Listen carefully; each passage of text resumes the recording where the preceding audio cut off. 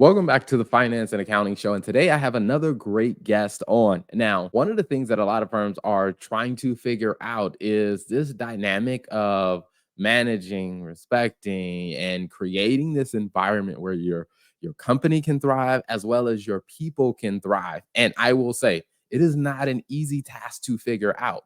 So, we have a great guest that will be on, a good friend that I've met at multiple conferences, and I've loved some of the things that I've seen about that they're posting on social and just the brief conversations that he and I have had about this subject matter. So I want to talk to him to learn a little bit more about what they're doing over at his firm and how they're approaching that. So stay tuned for today's episode.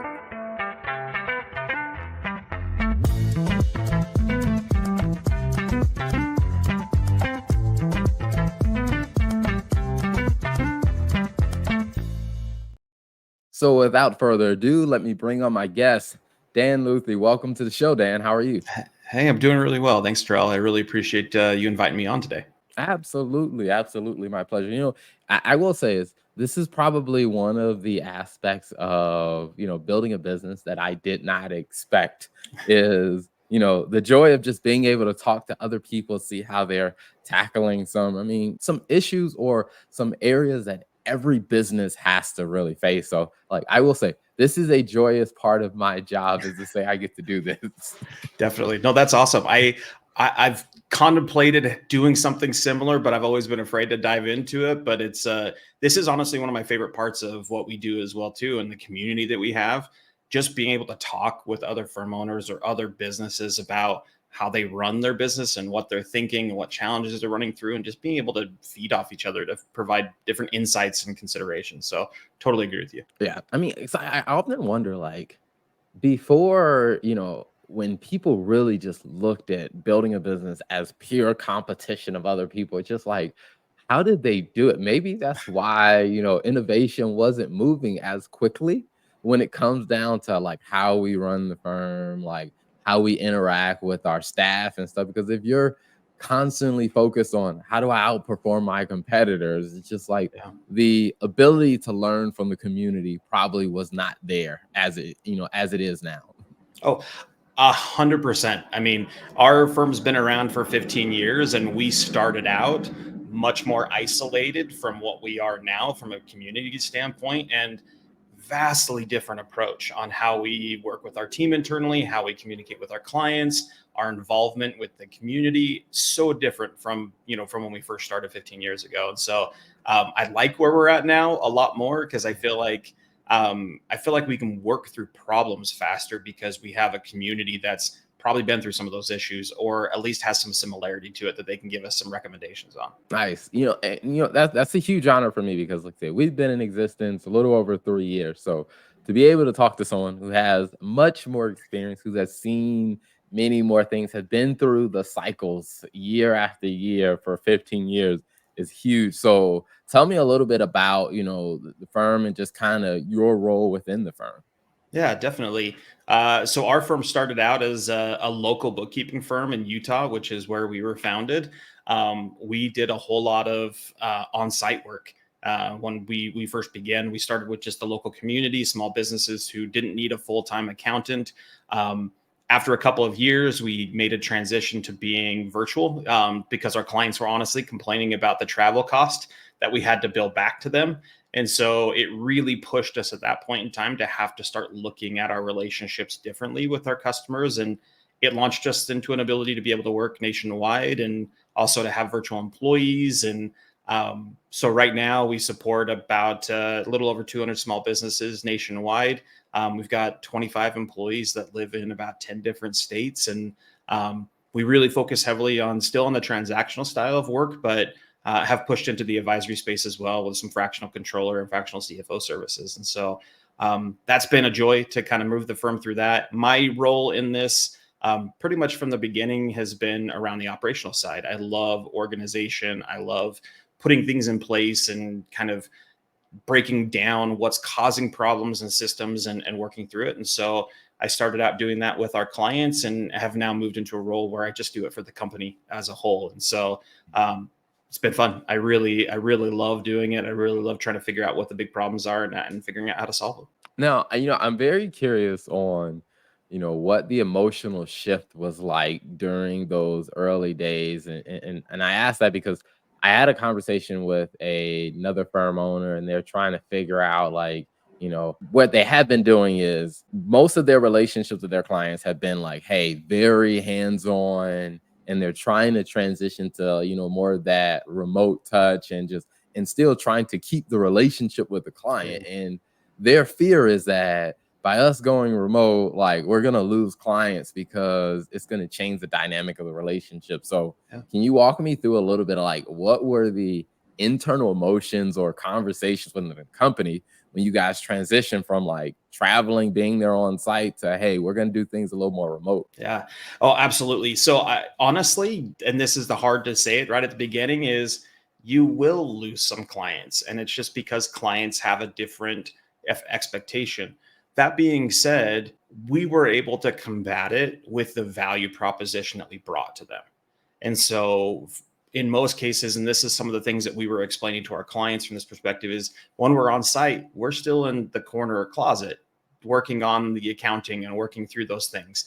In this situation, when we get on a call or we do a video screen session or something like that, that there is a very specific purpose and intent and a value proposition we're bringing to you. We still want to know you personally. That still matters to us. And we carried that over into the relationships when we transitioned to screen sharing and phone calls. But we really had to shift the dynamics of our discussions to where it was less about transactional work and more about that value proposition. And that clients have accept that and adopt that because they get more excited about your interaction with them anyways, because you're bringing something that's higher level than what they were used to seeing before. Gotcha. I think that's from what my conversation I've had with a couple of people is that is the part I think that they struggle with, where you mentioned about like that value proposition changed a bit. Because one of the things that the company even said is like they they they have the sense that their clients are really paying for the FaceTime. Yeah. So as you kind of change that, that value proposition, I guess, was it just an introduction of new technology, or I guess did you have to like retrain your staff on how they communicated with the clients? Like, how'd you help them go through that transition and seeing like, hey, we're still adding you more value, we're adding more value, even though we're changing how we're delivering it. Yeah. I mean, it's honestly both pieces. It's the internal training aspect plus the technology component. The nice thing about technology is it created opportunity to communicate security to our clients and kind of give them the understanding of how much more secure that information is going to be in a remote data set, or utilizing a platform like Bill to require approval processes to make sure that things don't go out that aren't supposed to be paid. Um, and clients adopt that very quickly because they get more excited about the confidence that's going to come from the information. They get more excited about the less amount of mail they're going to have to scan as you start shifting things to an electronic format. But from the team standpoint, you're 100% right, and this is one of the parts that years ago, when what we do wasn't so common as it is today, where there's so much more tools and resources and people are kind of expecting to interact with it more. We had a lot of internal training about how you have conversations with your clients, how you create a valued situation out of the interaction, how you still need to have a personal connection with them, and how it's important to be able to kind of create those. And we paralleled it also into our employees working virtually. And so, similar to how we were running as an organization, we use that as the kind of stepping stone to share with them. Like, you see how we manage? Like, I still care about you personally, and you still care about me, and we're still worried about making sure that the product is good for each other.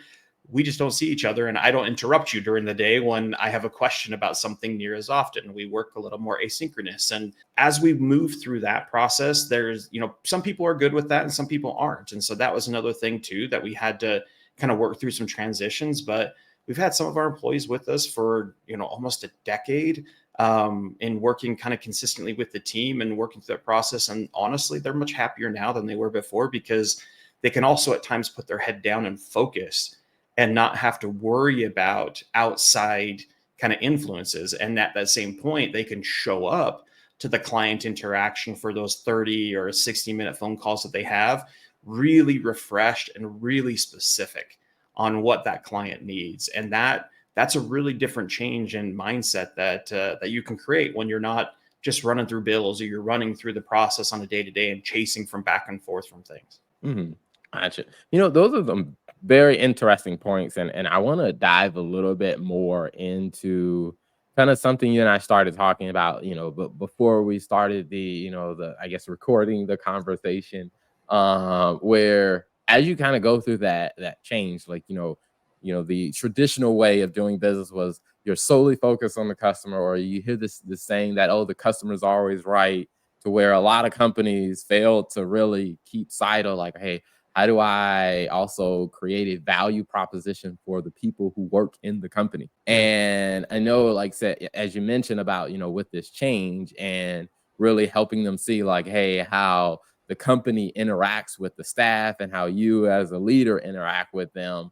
Like, can you tell us a little bit about like some of those conversations, like how that has changed the philosophy on how the company and the leaders interact with the employees and the staff? Yeah, very much so.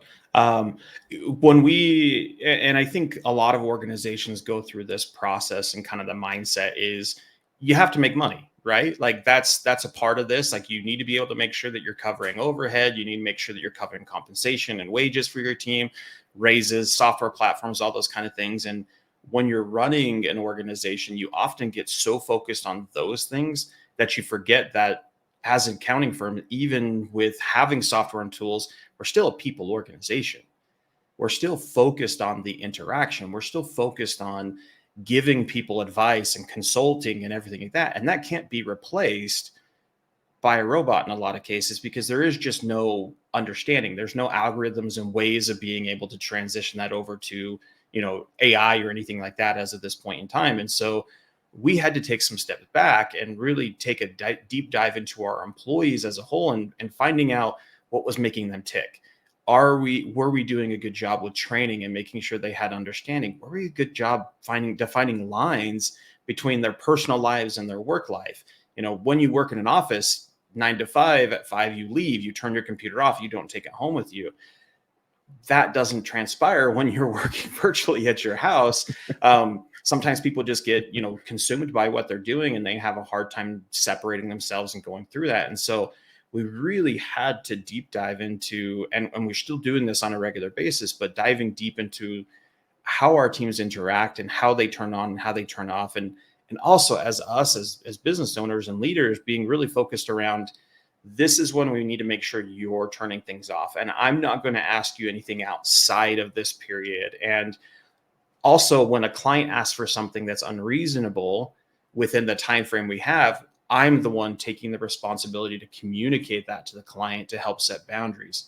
As we start setting those boundaries and expectations, your team starts feeling more confident that you're looking for their benefit as a part of this too, which honestly makes them the better employees. They're more focused on the value that they provide to their clients. They want to have a good working relationship. They care about the other people who they work with, and it starts to really change and shift the dynamics of that interaction. And everybody just seems to work better overall in that process as well too. But it takes time, and it takes energy, and it takes communication to be able to do it. That's an interesting point that you bring about, like, the time and the energy that it takes. Because I mean, I'm curious from the leader's perspective when you talk about the time and the energy that it takes from the leader. I guess does that include like, I mean, I guess you having to take a step back to really understand the individual employees that you're interacting with, what are their situations? So kind of what does that time and energy commitment look like from the leader's perspective? Oh, I love this question, because I actually had this conversation with one of our directors yesterday. She and I were actually having a discussion about where she felt like she can improve, and some goals that she wanted to focus on in 2024. And the discussion, how we moved through the discussion, it got to the point of people learn in so many different ways, and people communicate in so many different ways. And like as a leader, it becomes critical for us to understand that stuff. It becomes critical for us to not just have a very direct approach to what we're doing, but You can do that for some people, you can't do that for other. And so that time investment, it takes time. Like that's not something you're going to learn, in a day. It's not something you're going to learn in 2 months. It takes time to learn how to understand people who are, who learn by writing, people who learn visually, people who learn, all these different kinds, like, and also people who are going through troubles in their personal life and how that's blending into it. All of that context kind of builds up to that ability for you to be able to learn how to communicate with them. But it happens over time, and you have to accept that it's going to happen over time. Like I wouldn't suggest anybody rush in to trying to figure out 1,000 different ways to communicate to people, because you have to test in that process. You have to kind of pick and pull of, hey, if I approach in this way, is it going to be successful or not? Man, I missed. Okay, what do I have to tweak in order to be able to take this step? And but the part that we both got to that I loved in the end of our conversation is it all still begins with what your core values are as a leader. And it has to come from that. Like your desire to learn, your desire to challenge, your desire to build your team has to come from your core values you have individually. And you'll get there faster and connect with people if you understand what those are and you communicate that to people. Even if you don't communicate on the same level of speed or ideology, when people feel that, they approach it very differently. You can get there faster. Now, when you mention core values, a lot of people tend to assume that, well, we're not a big company. We don't really have this huge core value. So I guess for you guys, when you got to that point, did you guys already have what your core values were established, or did you kind of reach that point and realize like, oh, we gotta take a step back and we gotta like clarify what are our Yeah. core values before we can move forward? Well, there's two types of core values that I think are a part of this conversation. One is your own personal. And I think that's something that's actually critical for people to understand. One of my core values is gratitude. That's not one of our company core values, even though it ties into one of our company core values, but that's one of mine. And so showing appreciation, showing, gratitude for people and recognizing that is super critical to me. And so I try to communicate that on a different level when I see our team performing in a certain way. And so I try to show that in each of those pieces. That shows connectiveness, that shows togetherness for people in that space. One of my others is training and education. Like I love that. I love developing myself. I love growing, and I love challenging my team to do the same thing because it helps them to expand themselves. Not everybody approaches that at the same level as me, but in that piece, when I tie some of those personal core values together, it allows me to communicate intent a lot cleaner and where my heart is at and where my, kind of where my energy moves from. From the organizational standpoint, our core values have changed a couple of different times over the years in the way that they've been phrased. Grit was one of our core values for a really long time, and we found that it wasn't a great word for what we were trying to communicate, which was really more focused around consistency. Grit seemed like a negative thing in a lot of contexts, which really wasn't what we were trying to move forward with. We were trying to more build something around creating a rhythmic more approach. And so we changed and adjust those. But I think knowing those, no matter what size your organization is, and believing everybody in the organization understands what those are, helps you to be able to become more unified a lot easier than if you don't know what those are. Gotcha. I think that is a very important part that you mentioned about like, how you guys assess, grit not being the right word, or it didn't communicate the right message to the people that you guys were communicating. So, and you talked about also just with the iterations. So how did you get comfortable going through the iterations of like, hey, whether it's try this verbiage, or let's try this approach, or let's try this angle. If it doesn't work, adjusting, because I often feel like that's a piece that accounting firms, as I talk to many of them, especially when it comes like to the area of marketing and advertising, where it's like they do not like trying, failing, adjusting, and tweaking. Yeah. It's just, hey, we tried, we're not doing that ever again. So how did you guys get comfortable with that trying, adjusting, and adapting?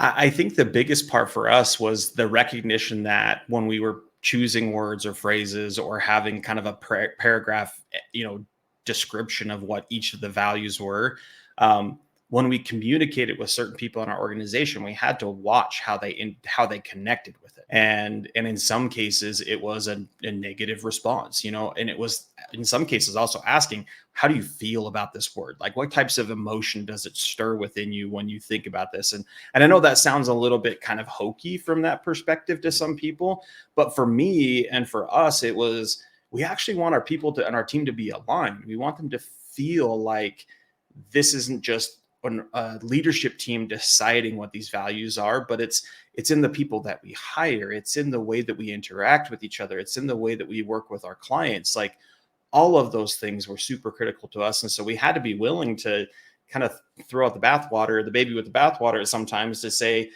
this isn't the right fit for us as a company because it doesn't really speak to us as a company. Maybe it speaks to me as a leader, but I'm not the only person in this organization. And I have to be comfortable making sure that the company is the primary, not my own feelings. Wow, that is a very good point. And I think we could probably talk about that for a very long time, but I do want to, I want to be respectful of your time. So I'll ask this question about, you know, you and I have seen each other at different conferences. Um, are there any conferences that you're planning to be at, or that you're possibly going to be speaking at, where you'll talk about some of these topics?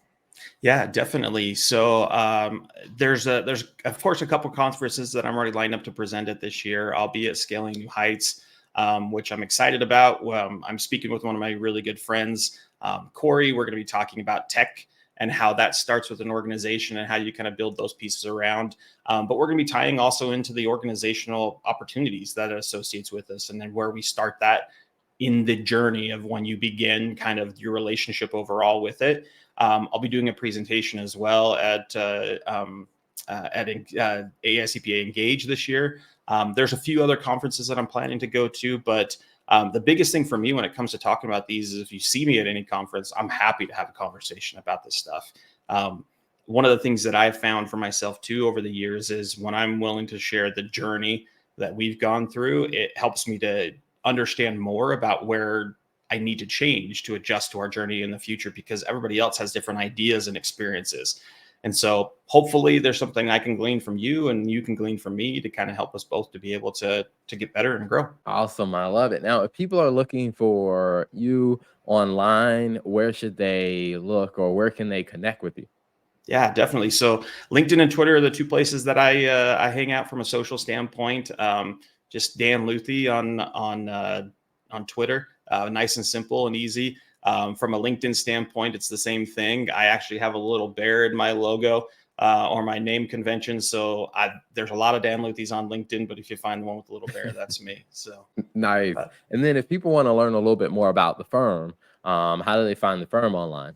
yeah, definitely. So our firm is IgniteSpot. You just go to ignitespot.com.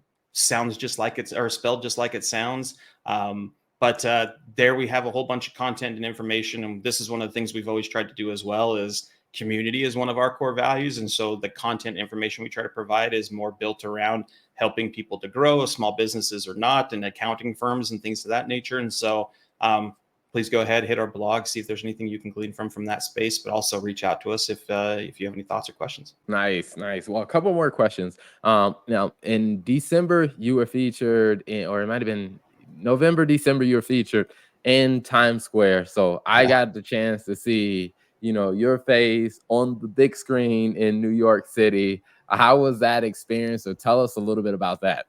Yeah, I was right there with yours, right? Like, so we both got to be put up there. Honestly, it was exciting, a little overwhelming for myself too. It wasn't something I expected. I'm super grateful for the team at LifeFlow for putting us up there and recognizing us from that perspective and space. But you put your connections with the New York City and the big screen and everything else like that as these movie commercials or big businesses and things like that. And when you see your own face up there, it just makes you feel like you're at least moving in the right direction. That you're trying to do the right thing, that you're helping in some way, and that hopefully we're making a difference in someone's life. And that's really kind of what it did for me, was kind of just make me reflect on my career as I've had so far, and also just make sure it matched my goals of what I'm doing going forward. So I'm super grateful for it. It made me it's very humbling. I'll say that. Nice, nice. Now, how do you guys use LiveFlow within the firm, and like what kind of role has it played for you guys? Yeah, definitely. LifeFlow is really leveraged heavily in our controller level services for our organization. We use it for consolidations. We use it for KPIs and tracking from that perspective as well. The part that we love with it because it directly connects into Google Sheets and it's auto populating the information on a regular basis from QuickBooks. It allows us to also bring other information that's non financial related automatically into those financial sets as well. So we can build different types of KPIs. It allows us to be able to integrate marketing information and other types of context into those Google Sheets to be able to build a centralized dashboard for our customers. And so that's really been one of the heavy places that we focus with it. It's been one of the areas that we put our most emphasis is just trying to create a better visualization for those businesses who are looking for just understanding their business as a whole, not just what's happening in QuickBooks or in Zero. Nice. I love it. Well, one final question I love asking every guest that comes on is like, we've talked about several amazing things, and I think there's a lot of value that anyone can get if they were listening to this episode. So if you were talking to someone saying, like, hey, I was on the finance and accounting show with Terrell, and you should definitely go listen to my conversation with Terrell. But hey, here are two big things that you should listen for. What would be your two big takeaways? Oh, good question. I think the two biggest takeaways for me would just be the fact that it's a journey to be able to get where you need to be as a firm. Whether you're transitioning from being an on-site or in person to an online, it's not something that's going to happen overnight, and it takes trial and error, and it takes you being willing to learn and to grow. That's one big piece, especially in that transition. The other aspect of it is when it comes to managing your team. These are people you care about, and they care about you, and we need to figure out how to make it a good working relationship for both parties in everything that we do. And so really focusing on that and treat it the same way as it's a journey, it's a progress, and they should be active in helping you shape the way your organization is going forward. Awesome. I love it. Well, Dan, thanks so much for coming on. Definitely a Definitely. pleasure to have you. I appreciate it, Terrell. Thank you so much.